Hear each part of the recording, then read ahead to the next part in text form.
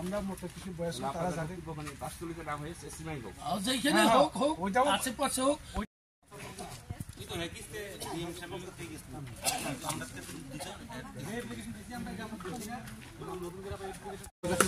আমার সাথে আছে আমরা জয়েন্টলি এখানে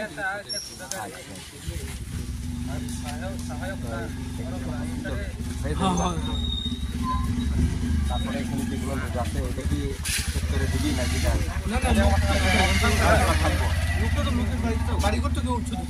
শুধু ওই বাগানটা মানে ক্ষতিপূরণ দেওয়ার জন্য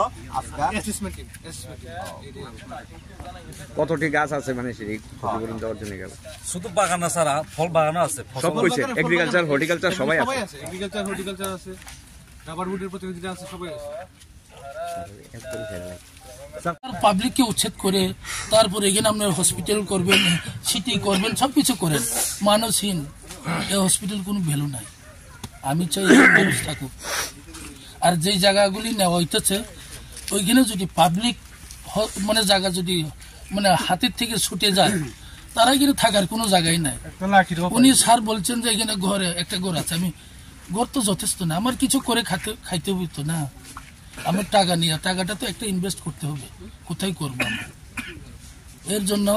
মানে জায়গাটা দেওয়া মুশকিল আমাদের পক্ষে সম্ভব না এবং গ্রামবাসী আপনারা জানেন সবাই এই জায়গা দেওয়া সম্ভব হবে না আমরা চাই হসপিটাল হোক অন্য কোথাও হোক আমাদের সম্পদ আমাদেরকে ভিখারি করে উচ্ছেদ করে হসপিটাল আমরা প্রয়োজন হয় বলে মনে হয় না আর কি এইটাই আমাদের হসপিটালও তো দরকার অবশ্যই দরকার আমরা চাই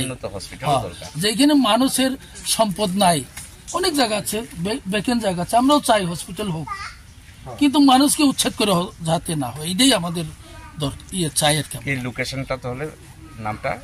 ভিলেজ কমিটি এখানে ভিলেজ কমিটিটা বাসতলী আপনার নামটা আমার নাম হরিনাথ দেববর্মা এই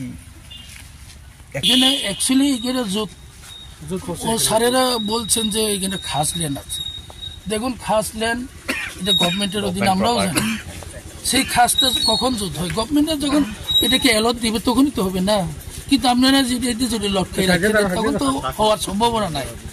মানুষ চায় এখানে মানুষ অনেকদিন যাবত আছে কিন্তু মানুষের অধিকার আছে এখানে পাওয়ার কিন্তু এখন যদি গভর্নমেন্টকে অ্যাপ্রোচ করার পরে তারা যদি এখানে সম্মতি না হয় তাহলে তো